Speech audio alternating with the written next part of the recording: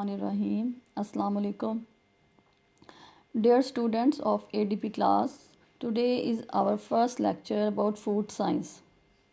Your course title is Food Science. In this subject, we will discuss about the basic terms used in food science, different nutrients, and their function in our body, and so on. In first lecture, I will try to introduce you about our basic terms which we use in this subject, which we'll use in this subject. क्योंकि जब तक आप in term से aware नहीं होगे, you will not able to understand about the purpose for teaching this subject, कि हम इस सब्जेक्ट को आपको पढ़ा क्यों रहे हैं, तब तक आपके लिए क्लियर नहीं होगा. You know that this is throughout. I will teach you. And my medium will be English. So it will maybe very difficult for you. I will try my best that teach in a very simplest method. Definition बहुत simple हो, और दूसरा क्या कि आप की जो है साथ साथ आई विल मतलब ट्रांसलेट मैं उसको करती जाऊँ, मैं उसको उर्दू में एक्सप्लेन करती जाऊँ, ताकि आपके लिए इसको समझना मुश्किल ना हो. इस लेक्चर में आई विल ट्राई कि मैं कम चीज़ों को लेके आगे चलूँ, ताकि आहिस्ता आहिस्ता आपका कॉन्सेप्ट क्लियर हो. First of all, what is the purpose? What is the purpose of this subject? You can say that objectives of this subject. First of all, we want कि आप अंडरस्टैंड कर सकें द बेसिक टर्म्स, न्यूट्रिशन की जो basic terms हैं उनके बारे में.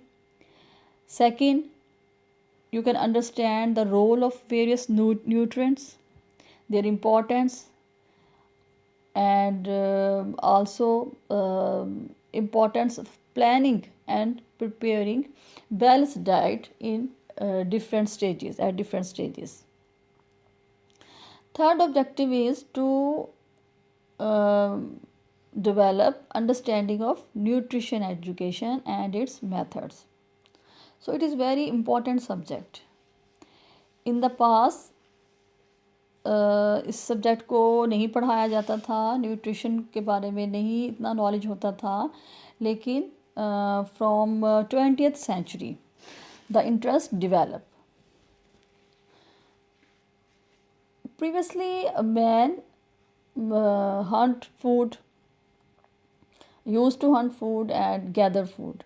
So बहुत simplest तरीके थे फूड को लेने के. ईटिंग मेथड्स सिंपलेस्ट थे. लेकिन more than 6,000 years ago, in certain places, man became a food producer. वो प्रोड्यूस भी कर रहा था, उसने बड़े मेथड्स डेवलप कर लिए थे. But in this century, man has required the knowledge to provide and select food. यानी अब उसको ज़रूरत पेश आई कि वो नॉलेज ले फूड के बारे में और फूड की बेस्ट सिलेक्शन कर सके. वाई? ताकि टू नरिश हिज बॉडी, ठीक है, ताकि उसकी बॉडी को जो बेसिक ग्रोथ के लिए नरिशमेंट चाहिए वो ले सके. तो उसके लिए क्या बेहतर था कि उसके पास नॉलेज होता. उसने ट्राई करना शुरू किया कि वो बेस्ट से बेस्ट फूड ले सके जो कि उसकी बॉडी के लिए बहुत हेल्पफुल हो, यानी हेल्दी बॉडी के लिए.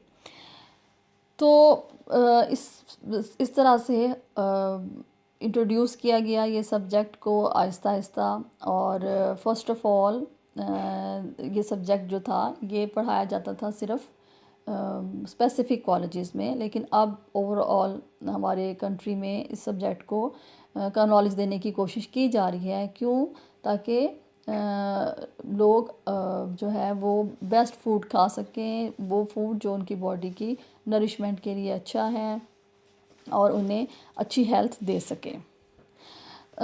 One by one I will try to discuss these topics.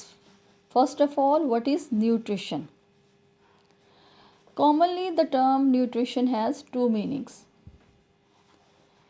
First, you may define as the science of nourishing the body properly. यानी कौन सी साइंस जो कि आपकी बॉडी को प्रॉपरली नरिश कर सके, उसकी हेल्थ के लिए अच्छी हो और provide adequately for its growth, maintenance and repair. I will repeat. The science of nourishing the body properly, that is providing adequately for its growth, maintenance and repair. Nourishment क्यों ज़रूरी है? ताकि बॉडी की ग्रोथ हो सके और वो maintain भी हो। मेंटेनेंस किसको कहेंगे? यानी अगर हम अल्लाह ना करे हमें कोई इलनेस हो जाती है, बीमारी हो जाती है, अल्लाह ना करे कोई एक्सीडेंट होता है, कोई ऐसा इशू होता है, तो हम ऐसा फूड लेते हैं जिससे हम अपनी बॉडी को मेंटेन कर सकें। और फिर आगे मैं बहुत डिटेल में आपको बताऊंगी। जैसे प्रोटीन हम लेते हैं, आप अगर ऑब्ज़र्व करें तो जब पेशेंट मतलब उसका जो फूड होता है पेशेंट का, वो ज़्यादातर किस पे कौन सा होता है? जब उसे हम प्रॉपर सॉलिड फूड देते हैं तो हम उसे कीमा देते हैं, मीट देते हैं, सूप्स देते हैं, ये चीज़ें देते हैं ताकि उसको प्रोटीन मिल सके और उसकी बॉडी बहुत जल्द मेंटेन हो सके, यानी वो अपनी वर्किंग स्टार्ट कर सके। और इसके अलावा हमें प्रॉपर ग्रोथ के लिए भी, और ग्रोथ के लिए भी ज़्यादातर हमें प्रोटीन चाहिए होता है। नहीं सिर्फ प्रोटीन नहीं चाहिए होता, लेकिन प्रोटीन मेनली जो सेल्स है हमारे बॉडी सेल्स की बनी हुई है, तो सेल्स की ग्रोथ में बहुत अहम रोल प्ले करती है। प्रोटीन्स के और भी बहुत से फंक्शंस हैं, लेकिन ये साइंस है, इज़ द साइंस ऑफ, ये क्या मैं किसके बारे में बता रही हूँ आपको? न्यूट्रिशन के बारे में बता रही हूँ कि nutrition may be defined as the science of nourishing the body properly, that is providing adequately for its growth, maintenance and repair. इसका सेकंड पार्ट क्या होगा? सेकंड ये है कि is the science of food and it relates to health. Relates हम किस तरह से इसको हेल्थ से करेंगे कि it includes all the processes by which living organism ingests, absorbs and uses the nutrients in the food. यानी हम इसमें उन तमाम प्रोसेसेस को देखते हैं जिसमें जो लिविंग ऑर्गेनिजम्स हैं, और ख़ास तौर पे ज़्यादा हम ह्यूमन को देखते हैं कि वो किस तरह से फूड ले रहा है अपने अंदर, उसको डाइजेस्ट कर रहा है, उसको फिर एब्जॉर्ब कर रहा है। यानी अब ज़ाहिर जो हम फूड खाते हैं वो ऐसे तो नहीं आपकी बॉडी का हिस्सा बनता, उसके प्रोसेसेस होते हैं।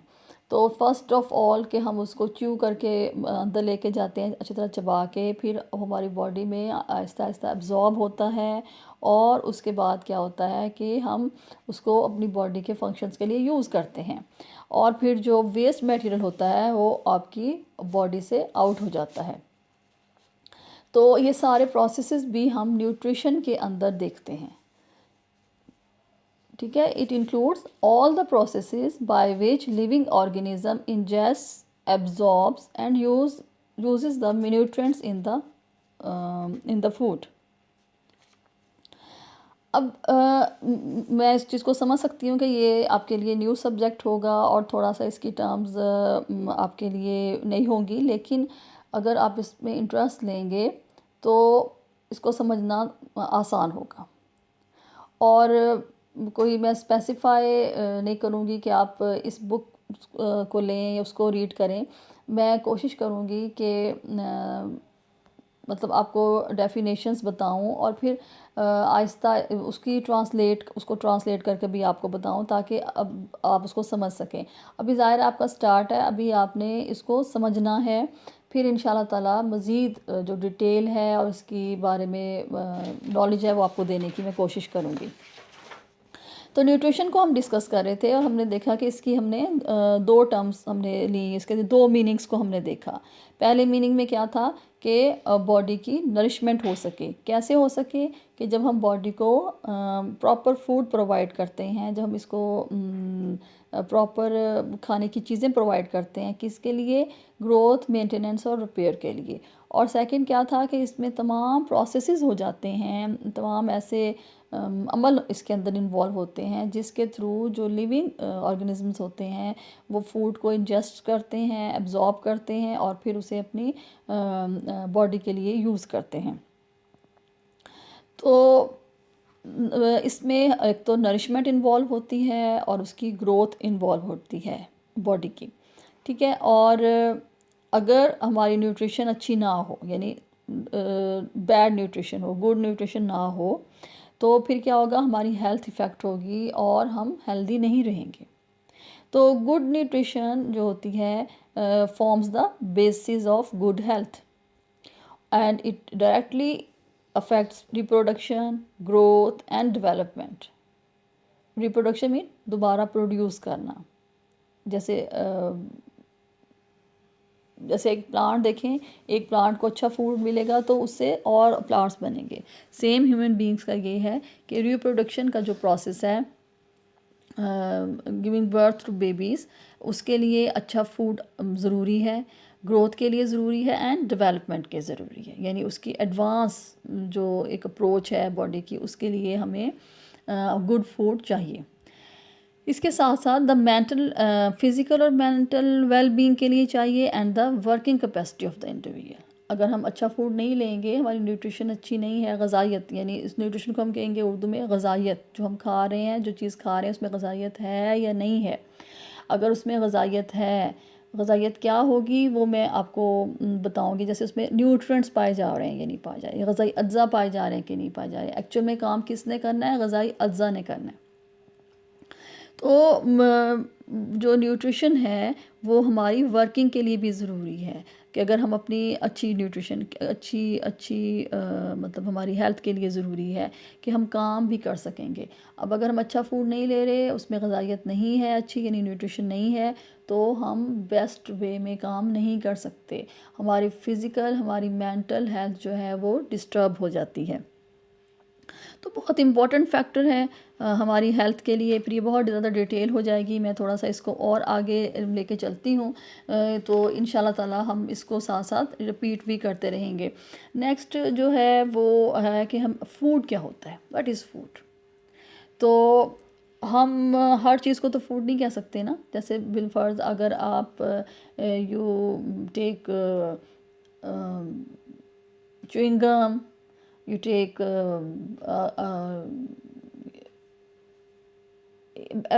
everything, for example coca cola, carbonated beverages you take, हम उसे फूड नहीं कहेंगे। फूड जो है वो हम उस चीज़ को कहेंगे जो कि हमारी बॉडी के फंक्शंस परफॉर्म करे, उसमें परफॉर्म करने में हेल्प दे। तो anything which when we digest perform the following functions. First of all provide material for growth, यानी मैंने कहा हर खाने वाली चीज़ को हम फूड नहीं कहेंगे। जैसे आप सुपारी लेते हैं, च्युइंगम लेते हैं, कार्बोनेटेड बेवरेजेस वगैरह लेते हैं, वो फूड नहीं होगा। फूड हम उसको कहेंगे कि व्हेन वी डाइजेस्ट वो परफॉर्म करे functions. First of all which type of function? First of all provide material for growth, repair and reproduction, कि हमारी बॉडी की ग्रोथ, हमारे जिस्म के बढ़ने का में हेल्प दे, उसकी रिपेयर यानी उसकी मुरम्मत करने में, कि अगर तोड़ फोड़ हो जाए बॉडी के अंदर, कुछ इलनेस हो जाए, कोई प्रॉब्लम हो जाए तो उसको रिपेयर करने में करे, और फिर उसकी रिप्रोडक्शन में हेल्प करे, मज़ीद प्रोड्यूस करने में हेल्प करे।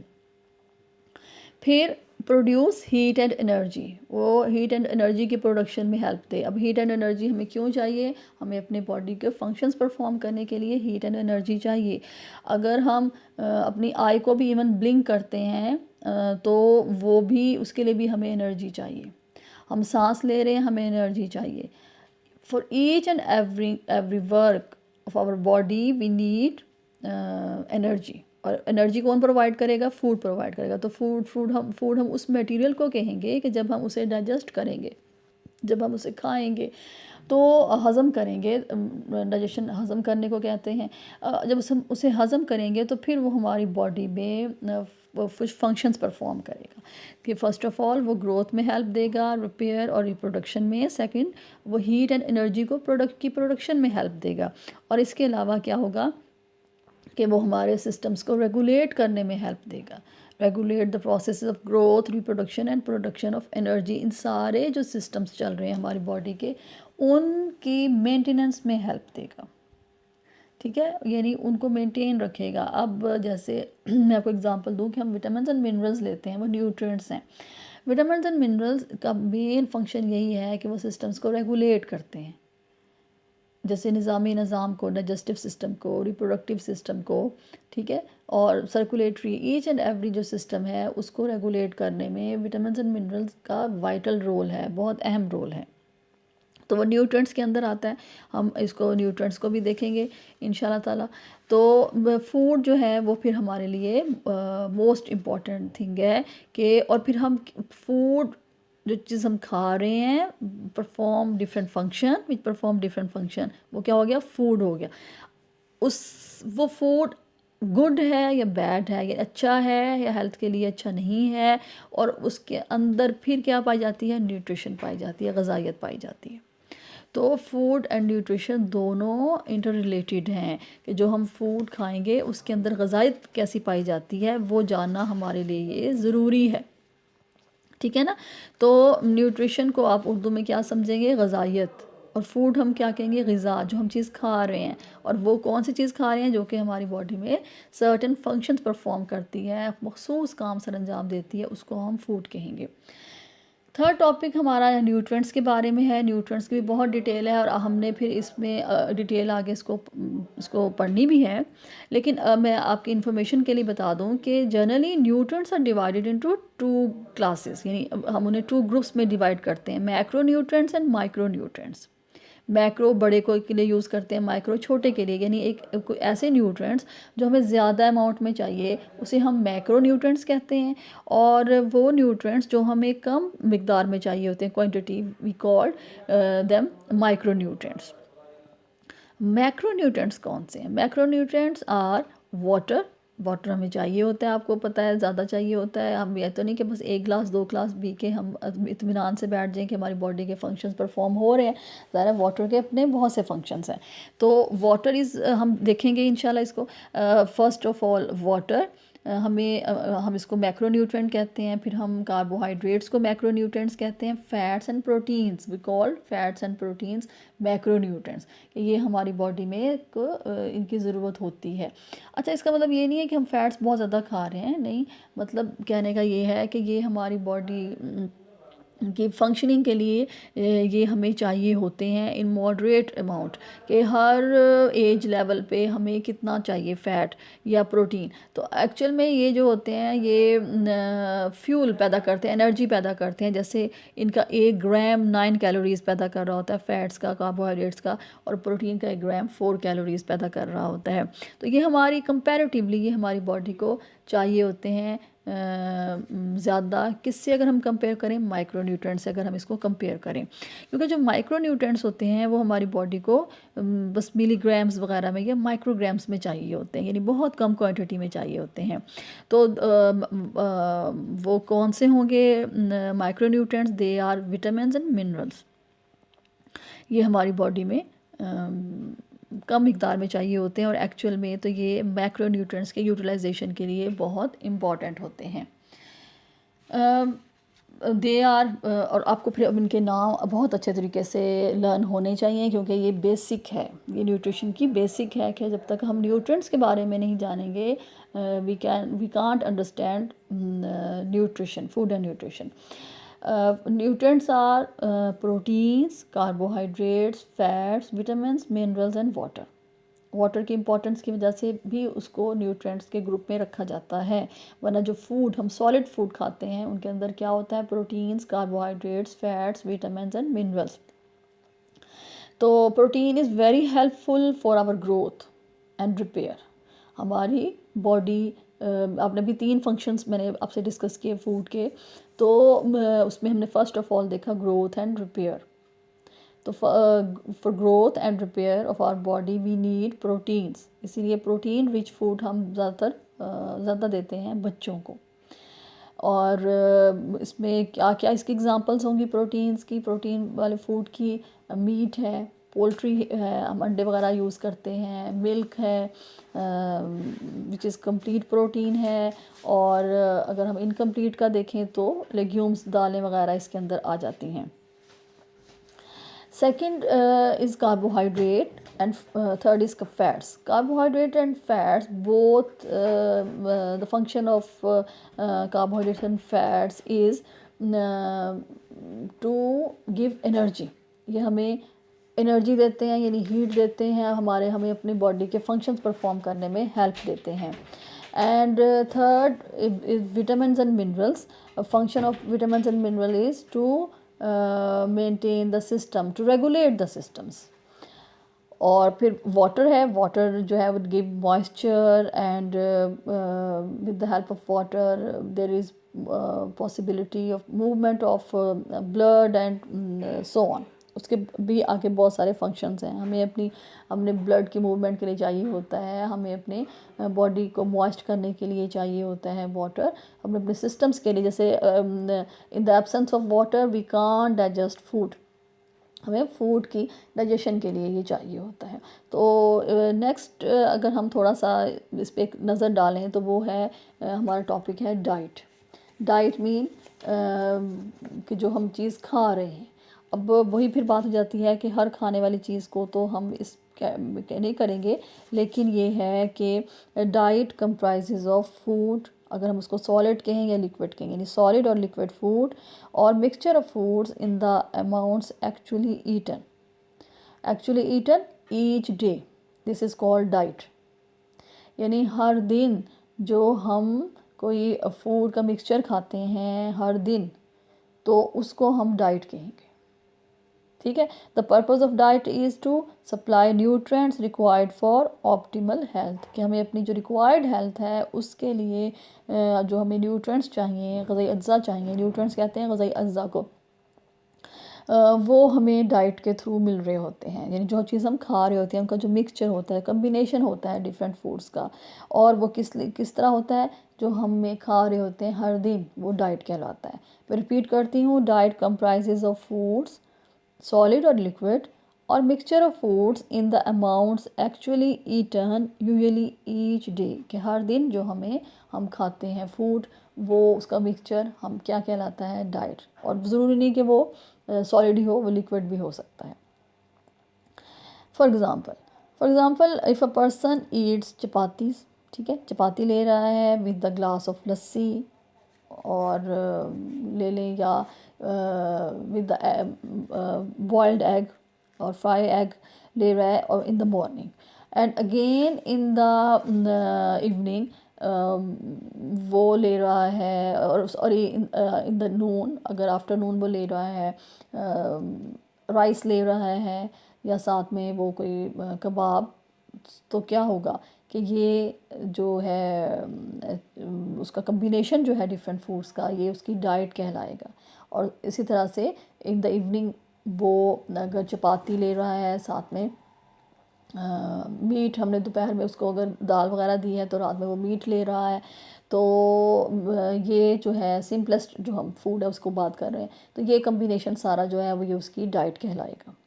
सिमिलरली अगर आप अ कप ऑफ टी के साथ 2 सैंडविचेस ले रहे हैं ब्रेकफास्ट में, चपाती और वेजिटेबल ले रहे हैं इन द लंच में, और आप को राइस के साथ कोई दाल ले रहे हैं, तो ये भी आपकी क्या होगी, ये आपकी डेली डाइट होगी। यानी पूरे दिन में जो आप खा रहे होते हो, डिफरेंट कम्बिनेशन जो फूड के होते हैं, वो आपकी डाइट कहलाती है।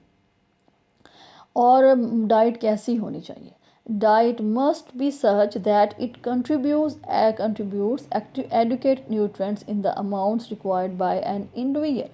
यानी डाइट ऐसी ज़रूर होनी चाहिए कि जो हमें न्यूट्रिएंट्स चाहिए अपनी बॉडी के लिए, ये कैसे पता चलेगा? ये हमें एज वाइज हमारी डिफरेंट रिक्वायरमेंट्स होती है। जैसे मैंने बताया कि जब आप बचपन में होते हो, छोटे होते हो, तो उस वक्त बच्चों को अपनी ग्रोथ के लिए प्रोटीन चाहिए होता है ज़्यादा एज़ कम्पेयर टू एडल्ट्स।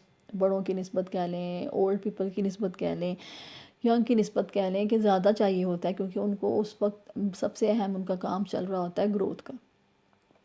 तो डिफरेंट एज लेवल के हिसाब से जो हमें न्यूट्रिएंट्स चाहिए होते हैं, वो ऐसी अमाउंट, वो एडुकेट अमाउंट में होना चाहिए, मुनासिब मिकदार में जितने हमें चाहिए वो अगर हमें मिलते हैं तो इसका मतलब है कि हमारी डाइट अच्छी है। जैसे ये नहीं कि हमें राइस पसंद है तो हम हर मील टाइम पे राइस ही खाई जा रहे हैं। हमें पोटैटोज़ पसंद हैं तो हम पोटैटोज़ ही ले रहे हैं, ये अच्छी डाइट नहीं होगी। अच्छी डाइट वो होगी कि जिसमें हमें हमारे रिक्वायर्ड न्यूट्रिएंट्स मुनासिब मिकदार में मिल रहे हों। मैं रिपीट करती हूँ, the diet must be such that it contributes adequate nutrients in the amounts required by an individual. अच्छा, और अगर मोनोटनस डाइट होगी, यानी सेम सेम चल रही है डेली, जैसे हमारे यहाँ आम सिस्टम यही है कि एक खाना बनता है और हम उसको 3-4 टाइम खा रहे होते हैं, तो उसको हम अच्छी डाइट नहीं कहते। फूड साइंस की लैंग्वेज में, हम न्यूट्रिशन में उसको अच्छी डाइट नहीं कहेंगे। तो मोनोटनस डाइट जो होती है, यानी सेम चल रही है, वो अगर हम लॉन्ग पीरियड तक उसको लेके चल रहे हैं, कंज्यूम कर रहे हैं, तो it may be result in ill health. और उससे क्या होगा, उससे हमारी बॉडी में बहुत सी न्यूट्रिएंट्स की लैक हो जाएगा, उसकी कमी हो जाएगी, या उसका एक्सेस हो जाएगी, या उसकी ज़्यादती हो जाएगी। तो कमी होना भी अच्छी बात नहीं है, और किसी भी न्यूट्रिएंट की ज़्यादती होना भी अच्छी बात नहीं है। क्यों? क्योंकि उससे हमें बीमारियां हो सकती हैं। अब इसके एग्जांपल क्या हो सकती है, जैसे हमारी बॉडी में प्रोटीन की कमी हो गई तो क्या होगा? अच्छा, इस कंडीशन को हम मेल न्यूट्रिशन कहते हैं। मेल न्यूट्रिशन में और मज़ीद भी बताऊंगी आपको, लेकिन अगर मैं इसके साथ ही आपको थोड़ा सा इंट्रोडक्शन दे दूं, mail nutrition, MEL, mail nutrition. Mail nutrition के 2 टाइप्स हैं, under nutrition, over nutrition. Under nutrition mean कमी हो गई किसी न्यूट्रिएंट की, तो उसको हम अंडर न्यूट्रिशन कहेंगे, और अगर किसी की ज़्यादती हो जाएगी तो हम उसको ओवर न्यूट्रिशन कह देंगे। तो ये उसकी टाइप है, और इस सिचुएशन को हम मेल न्यूट्रिशन कहते हैं, ठीक है। और अगर हम बैलेंस डाइट, अब इसका हल क्या है? इसका हल है बैलेंस डाइट, यानी हम उसको मतवाज़न ग़िज़ा दें। उर्दू में बैलेंस डाइट को हम मतवाज़न ग़िज़ा कहते हैं। What is balanced diet? Balanced diet is one that contains all nutrients in correct proportion required by an individual to promote and preserve good health. यानी हमें अच्छी हेल्थ की प्रमोशन के लिए, उसमें मज़ीद इजाफे के लिए, और उसकी मेंटेनेंस के लिए, उसको प्रिजर्व करने के लिए, उसके वो स्टेट, अच्छी स्टेट रहने के लिए हमें करेक्ट प्रोपोर्शन चाहिए होता है न्यूट्रिएंट्स का। अगर वो करेक्ट प्रोपोर्शन हमें नहीं मिलेगा, यानी आपकी जो एज चल रही है उसमें रिक्वायरमेंट किस न्यूट्रिएंट की है, कितनी होनी चाहिए, वो अगर हमें उस हिसाब से नहीं मिल रहा, तो हमारी जो हेल्थ है वो अच्छी नहीं रहेगी। तो बैलेंस डाइट क्या होगी कि ऐसी diet that contains all nutrients in correct proportion required by an individual to promote and preserve good health. ठीक है, और ये हमारी लिए ज़रूरी होगी, ये हमें अचीव करने के लिए, अच्छी हेल्थ की अचीव के लिए, उसकी मेंटेनेंस के लिए, बॉडी कंपोजिशन के लिए, और इसके अलावा ये कि हमें अपने वर्क के लिए, मेंटल वर्क के लिए, फ़िज़िकल वर्क के लिए हमें बैलेंस डाइट चाहिए होती है। ठीक है, अब बैलेंस डाइट की फैक्टर्स क्या हैं वो मैं इंशाल्लाह आपको बताऊंगी कि हम कौन कौन से फैक्टर्स हैं जो इफ़ेक्ट करते हैं कि जब हम बैलेंस डाइट नहीं ले पाते। फॉर एग्जांपल, लाइल्मी है, हमारे पास नॉलेज नहीं है, हमें पता नहीं होता हमें क्या खाना चाहिए, हमें क्या नहीं खाना चाहिए। ठीक है, और इसके अलावा ये कि ज़ाहिर है हमारा सोशो इकनॉमिक लेवल होता है, हम इकनॉमिकली इतने स्ट्रॉन्ग नहीं होते कि हम हेल्दी फूड परचेज़ कर सकें। तो ऐसे बहुत से रीज़न्स हैं, और बाज़ औक़ात हम ख़रीद सकते हैं, लेकिन वही बात है कि हमारे पास लैक ऑफ नॉलेज होता है। और बैलेंस डाइट में हेल्प क्या चीज़ें करेंगी, यानी किन चीज़ों को हम अपने व्यू में रख के, अपने मद्देनज़र रख के हम किन चीज़ों की मदद से हम डिसाइड करते हैं कि हमारी बैलेंस डाइट क्या होनी चाहिए। जैसे बिलफर्ज हम अब एज के हिसाब से देख रहे होते हैं कि इस एज पे बैलेंस डाइट क्या होनी चाहिए। फिर हम अपने जेंडर पे देख रहे होते हैं कि मेल की रिक्वायरमेंट क्या है, फीमेल की रिक्वायरमेंट क्या है, बच्चों की क्या है, मतलब वो बच्चों की तो हम देखेंगे कि वो जो उनके डिफरेंट एज लेवल्स हैं उसके हिसाब से, तो जेंडर मेल और फीमेल का भी हम देखते हैं। फिर आपकी बॉडी कंडीशन का भी देखते हैं कि आया इलनेस है या हम हेल्दी हैं, या फीमेल जो है उसकी डिफरेंट सिचुएशंस चल रही हैं, प्रेग्नेंट लैक्टेटिंग है, तो ये चीज़ें भी मैटर करती हैं। और फिर हम फिर अपनी हाइट को देखते हैं, बॉडी की फ़िज़ीक को देखा जाता है, ब्रॉड है, हम थिन हैं यानी चौड़े हैं या पतले हैं, हम शॉर्ट हाइटेड हैं, कद हमारा छोटा है या लंबा है, उस हिसाब से हम देखते हैं कि हमारी बॉडी की रिक्वायरमेंट क्या होनी चाहिए, मीन्स कि कितनी कैलोरीज़ हमें एक दिन में लेनी चाहिए। तो मैंने कोशिश यही की है कि आपको इस फर्स्ट लेक्चर में मैं थोड़ा सा सिंपलेस्ट फॉर्म में समझाने की कोशिश करूं ताकि आपका इंटरेस्ट इसमें डेवलप हो। इस पे आपने बिल्कुल भी वरी नहीं करना, परेशान नहीं होना कि मतलब ये सब्जेक्ट थोड़ा मुश्किल लग रहा है डिफरेंट होने की वजह से, या वो इसको मैं बहुत सिंपलेस्ट फॉर्म में इंशाल्लाह आपसे डिस्कस करने की कोशिश करूँगी, और जितनी मैं आपकी हेल्प कर सकूँगी इसका मटेरियल प्रोवाइड करने में वो इंशाल्लाह ताला मैं करूँगी। अदरवाइज़ ये है कि आपको रिस्ट्रिक्ट नहीं होना चाहिए कि जो बताया गया कंटेंट्स आपके पास होने चाहिए, आप उस पर ख़ुद भी सर्च करें, और ये कि लिमिटेड नहीं रहें कि बस यही मटेरियल हो और उसी को हम लर्न करेंगे, बल्कि आप अपना जो है पॉइंट ऑफ व्यू उसको और अपने जो विजन है उसको थोड़ा सा ज़्यादा मज़ीद इन्हांस करने की कोशिश करें। तो आज के लिए बस इतना सा है। अब इंशाल्लाह ताला नेक्स्ट लेक्चर में मैं इसको आगे लेके चलूँगी और आपसे डिस्कस करूँगी। अस्सलामु अलैकुम।